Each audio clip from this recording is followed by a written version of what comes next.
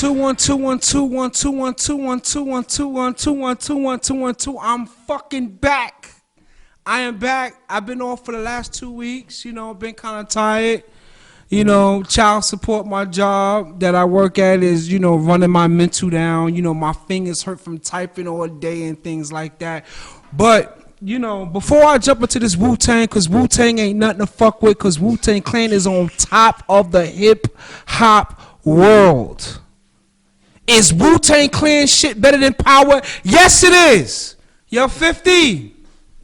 I know that you made your directorial debut, but motherfuckers snatching up a motherfucker that's guarded by the United States federal fucking government.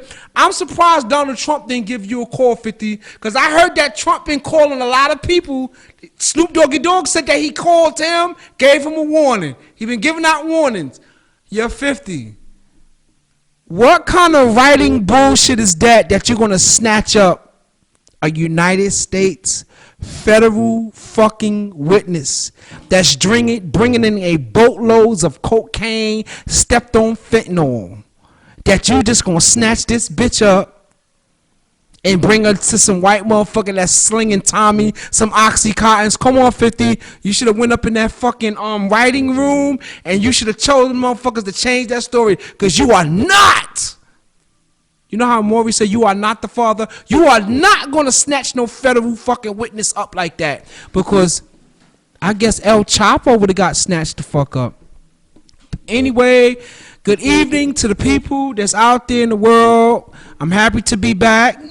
And my subject matter, a lot of my subject matter today, excuse me for stuttering, I'm gonna make it giving praise to Farad Muhammad,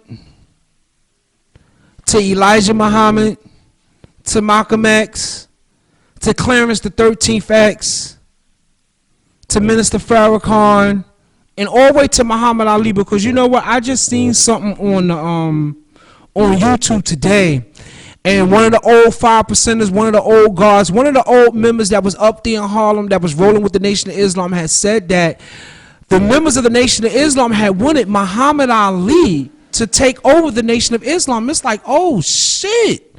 Like, I have never heard that story, and it's a believable fucking story. You know what I'm saying? Not like something like that is just made up. That is actually believable. To have the most famous man on the planet in 1975, maybe Michael Jackson was the most famous motherfucker about like 82, 83 when he did the Thriller album. But to have the most popular man on the face of the planet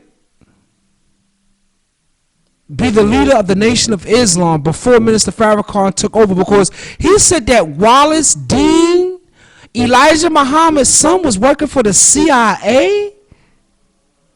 Like, wow, like that's kind of crazy. And he said that some of the brothers kind of knew that he was working with something. So he wasn't chosen to take over the Nation of Islam, but Muhammad Ali was the first pick to take over the Nation of Islam. And it's like, that would have been a good pick. Like, wow, maybe Muhammad Ali wouldn't have had Parkinson's disease the way that he did have it if he would have took over the Nation of Islam.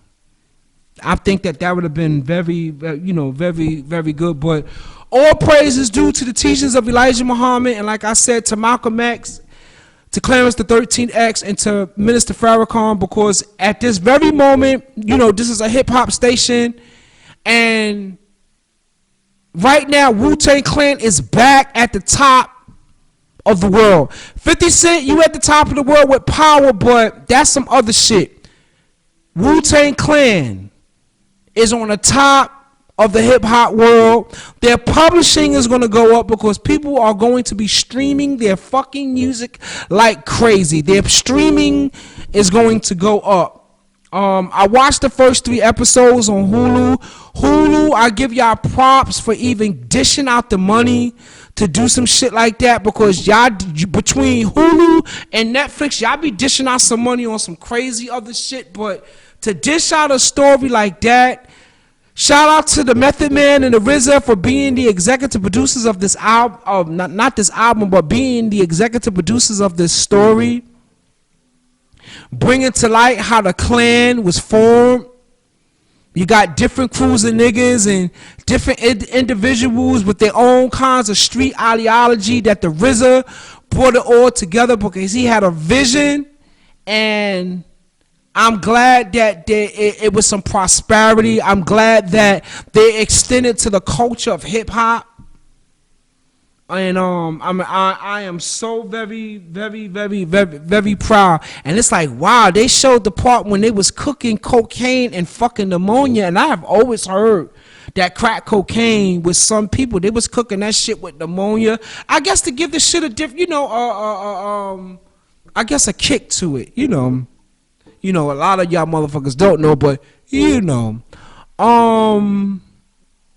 they did a wonderful job. They did these first 3 episodes with the opening scene. You see Raekwon shooting inside Ghostface Killer's house. It's like, wow. And Ghostface Killer brothers, they like paraplegics, I guess. They're in wheelchairs. And he's showing them grabbing his brothers, pulling them down to the ground, running the room and checking on his mama, making sure his mama ain't shot. But we see the liquor bottle because his mother was drunk laying in the bed, and you seeing the liquor bottle bust open, and they did a wonderful job. But let me put the Wu-Tang to the side right quick. The Cuban Links, the Iron Man, the 36 Chambers, the Return of the 36 Chambers, the Wu-Tang Forever, Tikal, the Iron Flag. Those albums, Supreme Clientele, U-Guard's album, who else? Inspector Desk album, Master Killer's album, everybody's album that came on that they laid more foundation to the Wu-Tang Clan. But you know what? Hold on. Before I say that, I know as far as streaming, the one that's really getting the most money out of the Wu-Tang Clan is the RZA, because the RZA is the one that put it all together. Because I put up the GZA radio station on Pandora, and I swear to God, I say out of the 10 songs that I spent on my Pandora, at least 8 of those songs were Wu-Tang songs. Maybe 7 of those songs were Wu-Tang songs. It's like, look how many albums I just named. So it's like if I'm clicking the GZA, they're gonna play songs that I guess that's similar to the GZA's album, which the GZA will be the Wu-Tang Clan. We just experienced a horrific storm. Rest in peace to all those that had died from this storm that just passed by, that hit the Caribbeans kind of hard. Not more or less the Caribbeans, but hit Barbados really kind of hard. And hit those islands down there kind of hard, really bad, and you got some deaths. And they were saying that how they put some people on the boat to try to come here into America, and had to kick some people off the boat because they don't have visas. It's like, yo, Trump, like, come on, son. That's kind of horrific. That you can award some of these people some form of political asylum. America is a great country where everybody and anybody can make it. Even though you do get discriminated against, because I think that my fat ass, I get discriminated against because I apply for jobs that is just requiring me to do video and taking pictures, and I still don't get called. And at least $15 to $20 million don't move through my fingertips in moving child support money, and I don't get called for no job. So, but the one thing about America, you can create your opportunity to get whatever that you want. That's the one thing about this country, regardless of what color of your skin, nationality, creed, race, religion, whatever, you being gay, transgender, lesbian, whatever. If you create a product in the United States, your ass will get paid as long as there is a supply to reach the demand. You will be able to succeed. What else? We see that I'm gonna jump over to sports. We see that the Jets and the Giants has lost their first games like they fucking usually do. It's like, it's kind of sad being in the once upon a time mecca of media, because for some reason New York was always, oh, you gotta go to New York, you gotta play for New York if you want endorsements. The internet changed all that shit. The power of your cell phone has changed all that shit, that a player does not have to come to New York and play. I guess if Antonio Brown would have brought his ass here to the Jets, you know, it wouldn't have been no different. It's like, it's just today, you do not have to worry about playing for the Rangers, the Knicks, the Nets, the Mets, the Yankees, the Islanders. You do not, the Jets, the Giants, y'all do not have to worry about making gazillions of dollars to play in this market, because the market today is a worldwide market. Your telephone and your cable TV can take you anywhere you want to go today. 35 years ago, you did not have that option. Football and sports was very regional, but now it's big, you know, through pay-per-view markets, you know, broadcasting those signals, and you broadcasting information around the planet. Everybody can see your work, like my work right here. Maybe a billion motherfuckers can see my work around the planet, for those that want to listen to what the fuck I'm saying. But, you know, last week, I'm gonna jump into last Tuesday afternoon, we recorded a show for 90.5 FM located here in Queens and Flatbush. I'm so happy that the signal went out. The show comes on 2 o'clock in the morning from 2 to 4. And I'm happy once in my lifetime that my voice was, sent over broadcast radio. Because I have some moments of broadcast fucking radio. Like, what is one of my biggest moments of broadcast radio, listening to broadcast radio? I think the night when Bad Boy evaded Funk Flex. Long before The Rock came through, he's only 16. Long before State Property, Jay-Z, long before that, when Biggie Smalls and Craig Mack and Puff Daddy came up to Funk Flex, the summer of 94, and I was in the Bronx because I got kind of ran out of Brownsville. Niggas shot up in my fucking house and all the other shit, and my mother kicked me out. And I'm in the Bronx. I'm on Boston Road and Crotona. Y'all know what it's at. If you're from the Bronx, you know what Boston Road and Crotona is at. And I was staying there, slicing up some pieces of things to sell because I had to survive.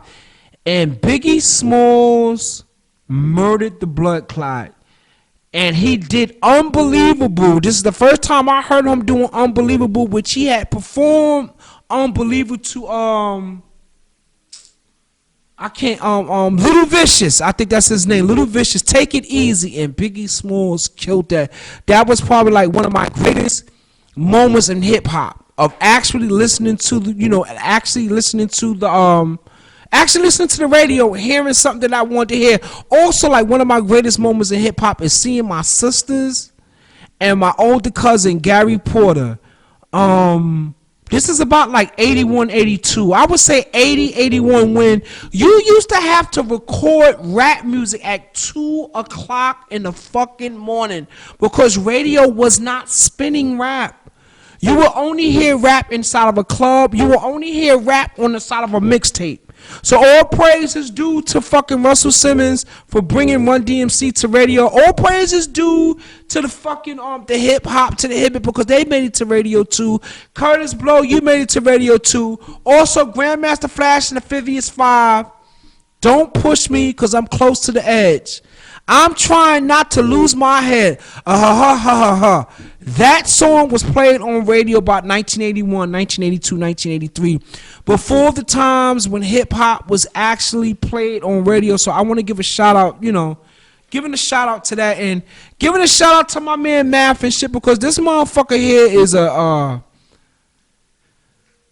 he's persistent.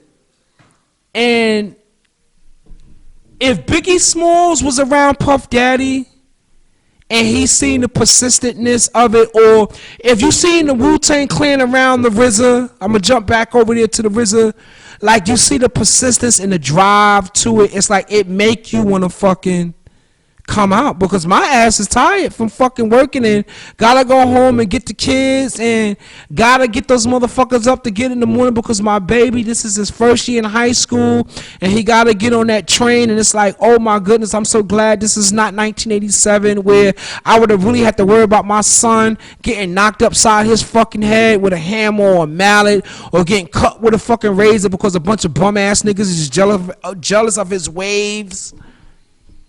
You know, I didn't even want my son to have a Nike book bag, because I don't want nobody, you know what I'm saying? I don't want you to get caught up in materialism until you get your feel into that shit, because you in new waters, baby. You on that motherfucking train and you can get fucked up. Bottom line. I'm not wishing it, or people say, well, if you speak on it, it's going to come into existence. No, this is my fucking baby that I'm talking about, riding the fucking train. And sometimes I always tell God, you can punish me even some more, but let my kids live. Let them get a chance to walk this planet and get to where they need to go. Let me jump off that right quick. I've been working on my screenplay, Black Raspberry, as you can see right here. This is my big homie, Nakia Raspberry, by way of Howard Projects, aka Barcelona. And it's like, I'm at this part, it's this chick named Tasha Brown that's in my story. And Tasha Brown is like the city councilman, like them bitches that I don't like. No disrespect to y'all. I'm not talking about Alicia Samuels and what's the other one that my distant cousin actually what's her fucking name? Latrice Walker. No disrespect. You know, because you are my distant cousin, because your grandfather and my great-grandfather's actual brothers by way of Bamberg, South Carolina, down there. And this chick, Tasha Brown, that I wrote, she's a slimy bitch. She's a city councilwoman. She's a city councilwoman elect. She's a city employee, and she's the pastor's wife. She likes to shoot heroin between her fucking toes. She likes to smoke fucking crack cocaine, and she's a fucking lesbian. So, I had to write that in there. Things of my nature that I have seen in my life. So I'm trying to make my script as real as fucking possible with with a twist, because you know why? I'm so happy that I can write the way that I can write. All praise be due to Spike Lee.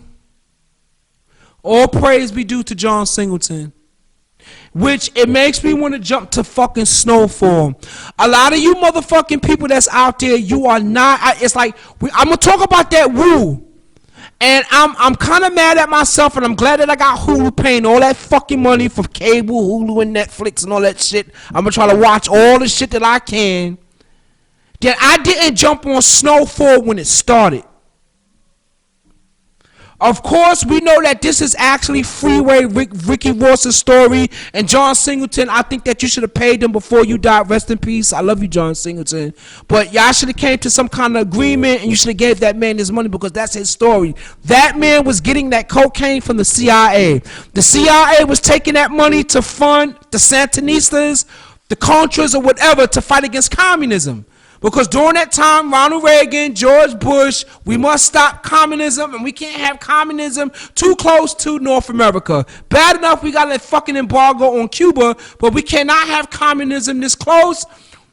We got to fund these motherfuckers with some guns. Congress is not going to pass this bill. We got to find a way to get this money so that the destruction of the blacks and the Latinos, and I guess, quote unquote, the white trash, help fund a fucking war. I jumped into Snowfall during the season 3 season, and it's very fucking hurtful, because now you seeing that cocaine cooked into fucking freebase, or as they said out there in Inglewood, Los Angeles, Compton, Watts, Ready Rock. That's the name that they had labeled it there. And there's such a powerful scene where you see the cop hugging his daughter, and his daughter take a hit of that fucking freebase, and it rocks her so fucking hard that if you are my age and I'm 46 years old and I seen crack cocaine cooked in its very early stages of it being fucking cooked the fuck up with my aunts, and seeing it cooked up, and it's like, wow, you seeing the effects. Please watch Snowfall. If you are my age or if you are younger and you want to see what crack cocaine did to the black community, and you seeing this black girl on her way to Spelman University in this story, and she takes a hit of that fucking pipe. She takes a hit of that freebase. And you see it. The actress did a good job. How they say, a euphoric high, that it feels so motherfucking good that you're gonna try to chase the motherfucker again and again and again and again and again and again and again, that you see. And she's selling everything out, her crib, her radio, and everything. But the most powerful scene it is her father holding her. He holding his child. And it's like, no disrespect to my mother, I think that I needed that too when I was going through my shit too, Mom. If you're gonna watch it, if you're gonna watch me right now, that scene is very fucking powerful. I'm just fucking glad that I was raised around it, that I caught the smell of it, whether it was in a pipe or rather it was in a woolly blunt, that a motherfucker was strong enough to get through it. The shit is no fucking joke. It wiped us the fuck out. Where all those teachers of Malcolm X, the Nation of Islam, went kind of down the fucking drain. Or we're going to go to Darwin's theory of the survival to the fucking fittest. Everybody couldn't handle that bass. As G Money said it, coming down Lenox Avenue or 7th Avenue in Harlem, they did not come back for the blow. They came back for the bass. Shout out to Public Enemy for Return of the Living Bassheads, because that was a hard song. And I'm gonna jump from Snowfall and that crack cocaine. I'm gonna jump my ass back to hip hop. When Public Enemy came to fucking Bessie Head and they did that song, it was Chuck D, it was Flavor Flav, it was fucking Professor Griff, and the S1Ws doing that song, Return to the Living Bassheads, and they fucking destroyed it. But to bring icing on this burnt cake, like I said, I'm so happy that today's cinema, you are able to write the way that you want to write. Because the story of crack cocaine has been told many, many, many, many times. You can look at Deep Cover and you can see that. The story has been told many times. That's like Nas and Biggie Smalls. They both rapping about drugs, but everybody got their own version to the story on how it affected them. But I just want to say that I thank Hulu, I thank Netflix, I thank YouTube for creating these avenues for you could get your cinema out there, and the way that you shoot your cinema, the way that you edit your cinema, the way that you add your music to your scenes, because music brings a visual in a way, I can't explain it, because that scene when that man is hugging his child and he's crying, holding her, because he don't want his daughter to be a crackhead and he don't want his daughter to go out there. They playing Roy Ayers' Everybody Loves the Sunshine. I have the album in my basement. That's one of my mother's favorite fucking artists of all times. When he came to Bessie Head Park, my mother got his autograph. So it's like I knew that song. That's the song that they are playing in Straight Outta Compton when Dr. Dre got his headphones on and they're playing that song. I'm surprised that Dr. Dre did not sample that beat. Dre, if you're looking at this, I know you $750 million that way, and you might not be looking at the shit, but if you scrolling through, Dre, why the fuck you didn't sample none of that Roy Ayers shit, man? And you know, but you know what? I had this thought on my mind. I would love to see a hip hop picture, not a motion picture, a picture of Dr. Dre, DJ Premier, the RZA, and Eric Sherman.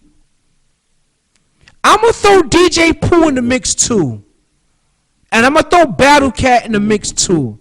And a couple of others there. But mainly Dr. Dre, DJ Premier, the fucking RZA, and Eric Sherman. I would like to, I would love to see a picture of you Negroes standing together. A nice, cool, black and white hip hop picture of y'all, because y'all motherfuckers really helped that late 80s all the way until that a lot of people came from y'all direction as a producer. The hip hop sample, whether it was Zap, Parliament and Funkadelic, Bootsy Collins, Isaac Hayes, Barry White, and of course my man James Brown. Brother Math, should we jump into some music right quick? I'm gonna find one of my songs. Yo, Mike Summers. I'm kind of mad that I didn't get a chance to spin that song because something is actually wrong with that song. So I'm gonna play a song from my man Curry Lills, the song that he hates exclusive. So I'm gonna play it. I know you ain't watching my show, so you don't give a fuck anyway. So here we go. Nigga, you got a problem with that, nigga?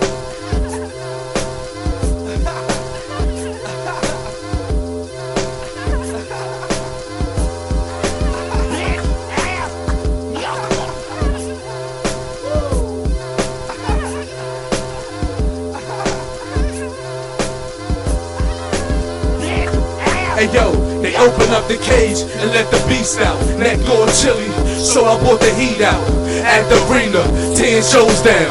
At the party, VIP taking hoes down. Betting wars, Def Jam, Motown. Word is, I'm in the scope, I've been through that shit, man, I've been a weapon. I am that kid, this is Lils and I am legend. Bell peasant, crown fit the new king. On my way to the throne, walking with a new queen.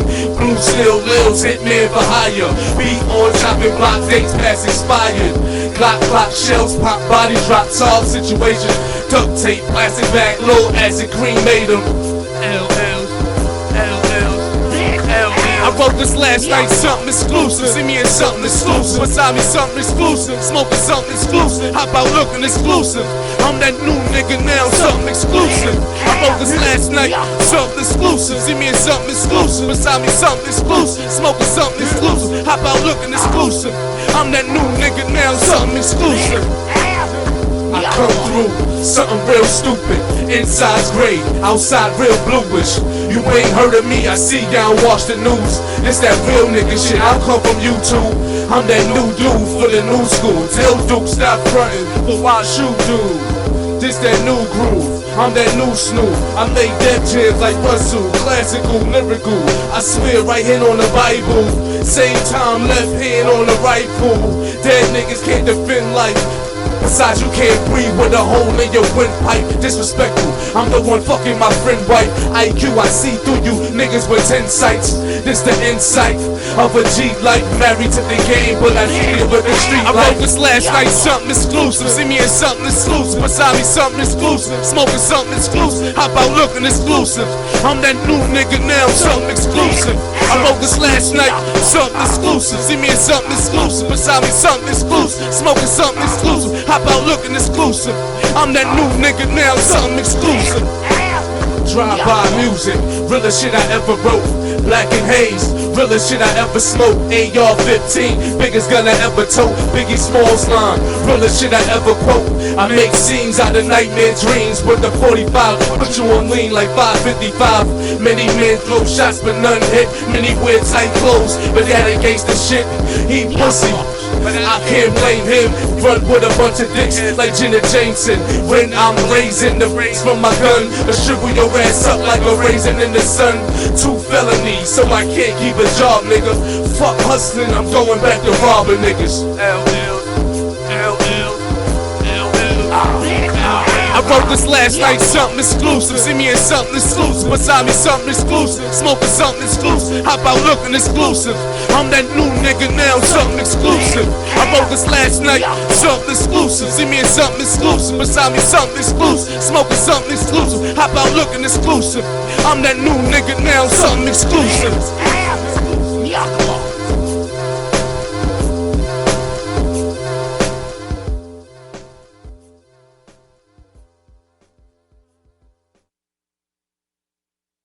Yo, what's good, people? We back. We just heard exclusive from my man Curry Lils.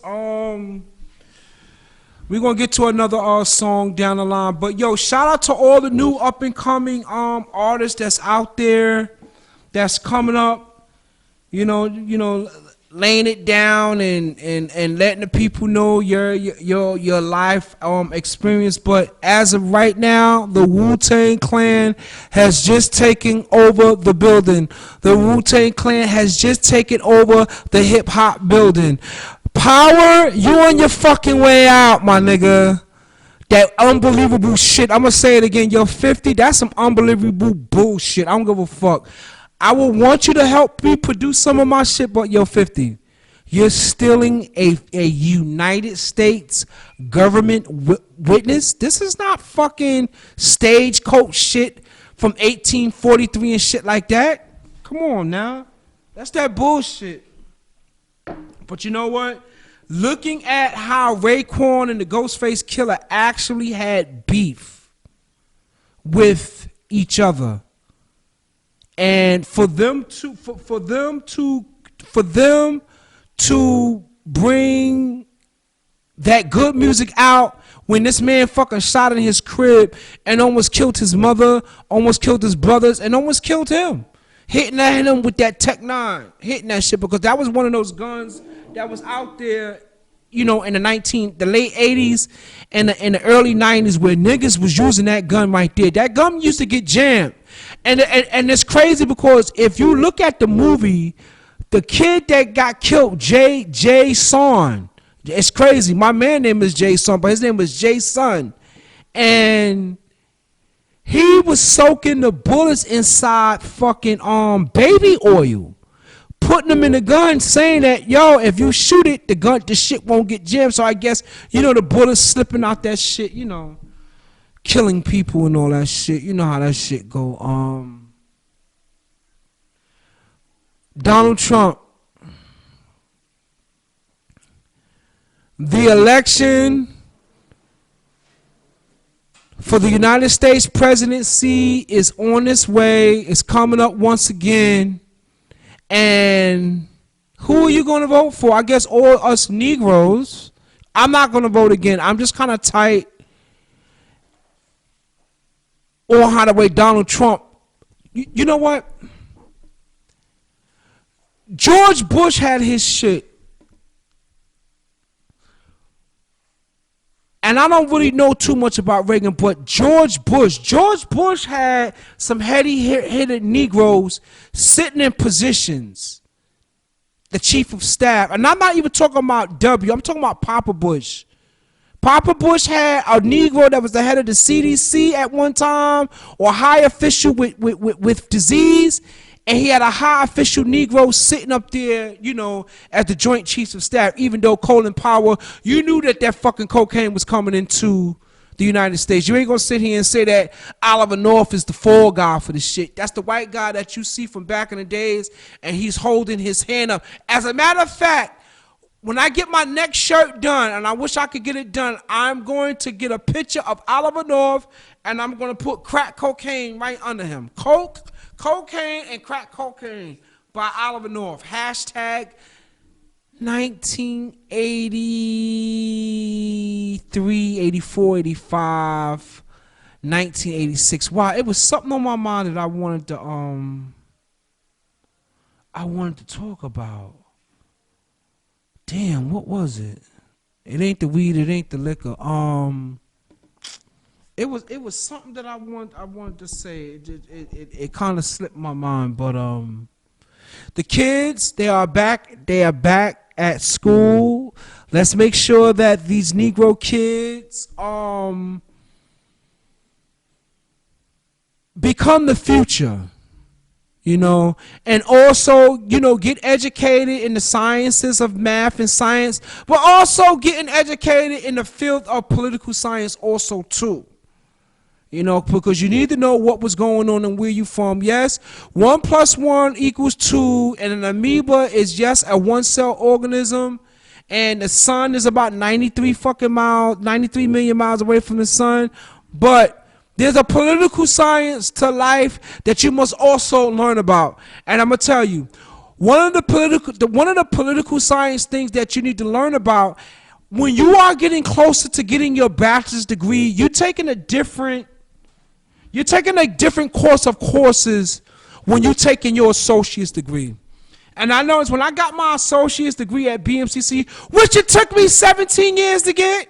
But I got that degree, and I'm 7 classes away from getting my bachelor's at Brooklyn College. So I'm 28 credits short, maybe 32, because I know 2 of those classes are four credit classes. But the classes that I took, 13, 14, 15, and then I got, you know what I'm saying, I slipped into depression in 16 and I stopped. They are the most racist fucking classes, the most racist brainwash, the most racist underhand fucking shit. International writing, U.S. Constitution. What was that other shit? Fucking literature, English literature. And I was tired because I was like, yo, I passed 2 English classes and it was like, no, it's part of the fucking core curriculum by them fucks. Them suckhead motherfuckers that go to Harvard, them suckhead motherfuckers that go to Yale, them suckhead bastard motherfuckers who have people cheat on their SATs. Those motherfuckers, not that you're not great writers or anything like that, because most of the policy writers that write policy here in the United States are from those fucking schools. That's why I fuck around and might give Trump my vote, because I don't believe Trump went Ivy League. Okay, he dodged the fucking draft. Okay, whoop-de fucking do. A lot of motherfuckers went into that war, but they didn't want to go. What about the motherfuckers that went to the war that got shell shocked and got shot? So Donald Trump ducking the war, that don't mean shit. I don't give a fuck. But I just hated that those motherfuckers there are the ones that wrote up some kind of policy for CUNY, because they said that CUNY students wasn't able to do math and they couldn't write English or essays and paragraphs and thesis papers right. So CUNY came up with an exit exam. Not that you just finish all your classes, you have to write an exit exam. But I got my exit exam when I got my associate's degree at PMCC. So when the motherfucker asked me at Brooklyn College, oh, you know you're going to have to take an exit exam, I'm like, sir, you need to check that shit, because I passed my exit exam. So I don't got to worry about that. I just got to get my classes and shit. But in any case, like I said, it is the most racist piece of shit ideology that you are inferior. You are inferior to everybody. I don't give a fuck. Asians, Indians, and whites. And it's crazy because Africa's the only one that doesn't hold a nuclear bomb. Everybody else do. Even if Iran wanted to get them a nuclear bomb, it's like, wow, you done stripped the land of all this uranium, you got them up inside your shit, you could make the plutonium again or whatever. I'm not making no bombs, so federal government, I'm a fucking capitalist by heart, I ain't talking about blowing up shit. But I'm just saying, the teachings that y'all have going towards that bachelor's degree, that was some racial shit. And I'm so fucking happy that at that age of 42, 43 years old, I'm looking at the youngins. It's like, I know that I wasn't that stupid because in 92, I first got enlightened by the 5%. So I know that I would have questioned it then, but I questioned the shit out of it now.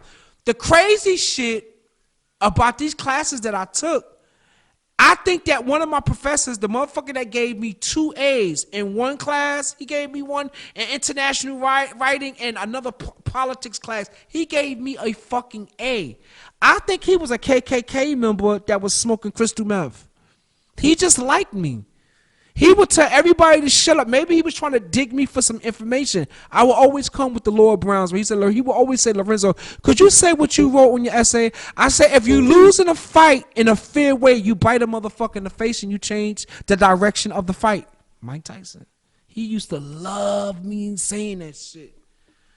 But like I said, I'm happy that the children, get some higher learning. Learn to grow seedless fucking watermelons, I guess, because I find that shit kind of odd. I find it kind of odd that the marijuana that I do fucking smoke don't have no seeds in it. Somebody is taking all the seeds. You used to get a bag of fucking weed like fucking 5, 10 fucking years ago. Your son, why the fuck are you putting all these fucking seeds in my bag? Now you get your weed if you smoke marijuana, not unless if you get you some regular. You are not getting marijuana with seeds anymore. You maybe a few, maybe stuck up in there. You are not getting seeds anymore with your marijuana because they are able to tax it now. They are able to make profit off it now. We just gonna pat you niggas on your head and say sorry. We're going to expunge your fucking charges. And we are going to open up medical this and medical that and dispensaries in your neighborhood. Shit that we used to lock you niggers up for. You get caught with a pound, you was most definitely getting a felony. Now I'm growing pounds and I'm making profit. How many of us Negroes will be cultivating the marijuana? I guess we'll stick to killing each other out there on the street. I need to catch my breath. I'm going to play a goddamn song for you niggas right quick. I'm going to find it right now, but I'm going to keep it talking because if you're a communications major, you know that you are not to keep airspace.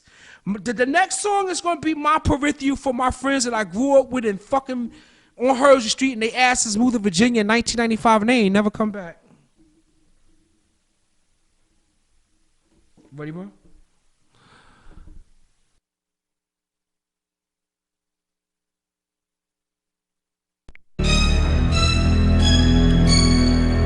My peripheral will see you scheming.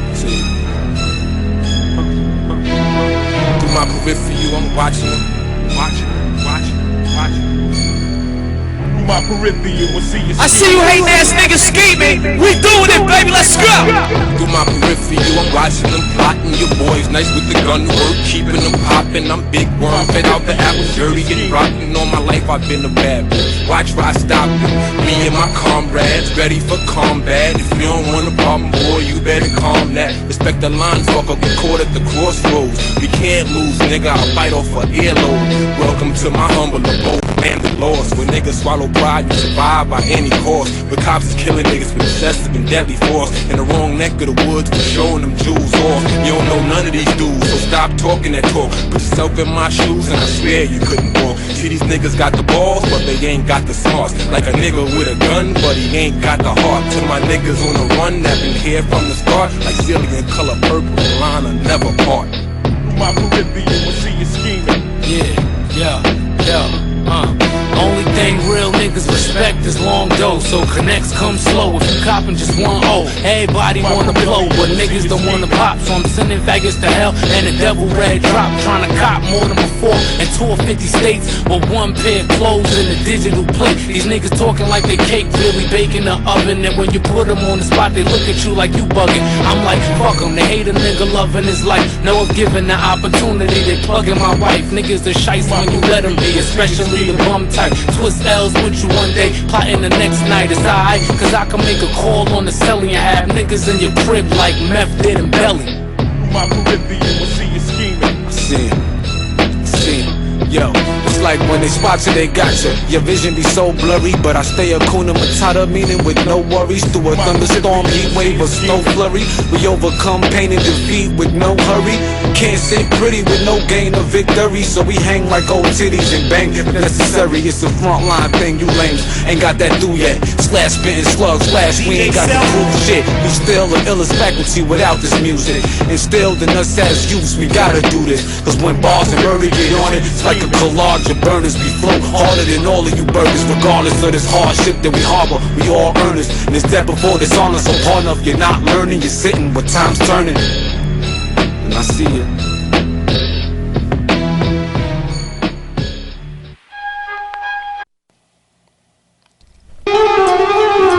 What's up? What's up? Yo, hey yo, I'm getting bread, the whole loaf, got slicing the ends off. Walking like I talk it, pulling that bins off. Champagne gang, shooters on that hen dog, a tense war. Man down the cop, that's a 10-4. While y'all was playing Grand Theft, I was blaming tech. Moving grands of wet, hand to hand on the steps back. Moving weight on the side like a tummy tuck. Double up, talking bags of money, I need the money truck. Y'all know on Instagram looking dumb as fuck. For likes and followers, you off the phone like a towel. 1-on-1, it's easy, 1+1. Smacks 1-on-1, after me there's none to come. Mumble bubble yum, rock pop bubble gum. I'm troublesome, fuck being humblesome. Since the open spray like a shook bottle. In my lane, gas down, full throttle. Headshot, close range, no flash from the nozzle. Eat what, nigga, these shells not a taco.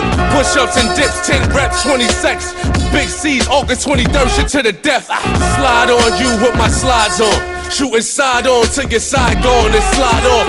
Fuck to my high off, nut smoke it off, fuck again. Face fuck fiance's nut on the chin. Got no love from the girls back then. Took so many losses, now it's my time to win.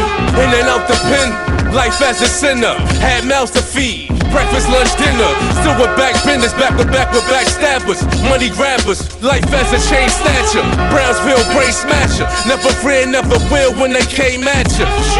Buried me in the blue casket. Patient head pound of weed and 2 ratchets. Crew of masters, cut from legendary rappers. That kind of rapture. It's only right I follow after. It's the smacker. What's up? What's up?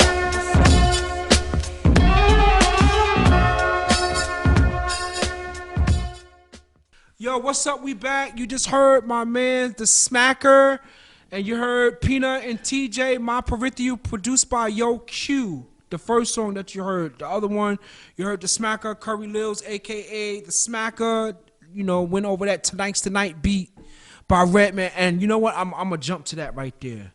Because the Woo came out November of 93. The ME Teach AOD, man, the Method Man single was the summer of 93. And that shit went platinum. And Protect Your Neck came out because I remember going up to Harlem World really first listening to that song, Protect Your Neck. Those was the days of some good hip hop. You know, a lot of people say, you know, you kind of stuck back then, you know, in them days of hip hop. It's not that. It's the music was so good. That's like you telling me my mother is not supposed to be stuck with listening to Harold Melvin and the Blue Notes. You know how to make me feel so good. Like, how the fuck a motherfucker not get memorized in that? Or something that Isaac Hayes did, or Al Green did, or Marvin Gaye did. Like, that was some good sounding music. The sound of that music is good. And I'm glad that, like, some of the people, names that I mentioned a little earlier, Eric Sermon, The RZA, DJ Premier, and Dr. Dre, I'm glad that they sampled those. Pete Rock, excuse me, baby. I'm sorry I left you out of that too. They sampled that music where our mother and them was able. Oh shit, I remember that beat. I don't like them words, but it do sound good. But you know, like my mother got mesmerized when Biggie Smalls did I love it when you call me Big Papa. That's in between the sheets by the Isley brothers. My mother was memorized. My mother to this fucking day right now has on Versace jackets, Versace shades right now. She will go buy the Versace frame from Versace and put her medicine, the lenses in there. Because she loved Biggie Smalls. She really did. I have a picture of Biggie Smalls in my basement when Rap Pages was out. This was the second month. Biggie died March 9th, and Rap Pages had something up by April or May of 1996 after Biggie died. And my mother was seeing the guy put it up. She got a St. Ives poster of Biggie Smalls holding the Junior Mafia sound like this, and the Rap Pages picture when Biggie Smalls got that crown, which was shown on Luke Cage. But you know what? Before we end this and we get ready to wrap this shit up, all praise be due to my man Suge Knight. I still love you. You know, I don't got nothing to do with you being the Mob Paru or the Crips hating you or the Essex hating you or really a lot of people who hating you. It's the focus on Tupac because we are in the year 2019 and 23 years ago at this very time and at this very moment, Afena Shakur is inside the hospital looking at Tupac. Tupac got shot September the 7th. On that Saturday, the 8th, Sunday, the 9th, right today, Afena Shakur is in the hospital looking at her son dying from getting hit at close range with a .40 caliber gun. Even if Tupac probably would have had a vest on, the impact would have still fucked him up. The guy was that close and probably had some bout it strong bullets. And them .40 caliber bullets are really big bullets. Those are some big bullets. But Afena Shakur at this very moment 23 years ago is looking at her son's life fade out because Tupac jumping into some beef that he didn't have anything to do with it. But in any case, she's looking at her baby leave this planet, and Suge Knight knowing who did it because Keefe D said that he did it, and Suge Knight always said that it was somebody from the 3rd grade that I knew. He did say that. He said the person that was in the car was in the 3rd grade with me. I was in the 3rd grade with this guy, and you know, it's 23 years ago at this very time. The hip hop universe is metaphoring into something else. The Wu-Tang is out. The Fuji Lie is out. Jay-Z, you out with Reasonable Doubt. If you're 45 years old, 46 years old, 44 years old, 43 years old, you got some people that listen to the music, but you have some people that love following the stats of the music.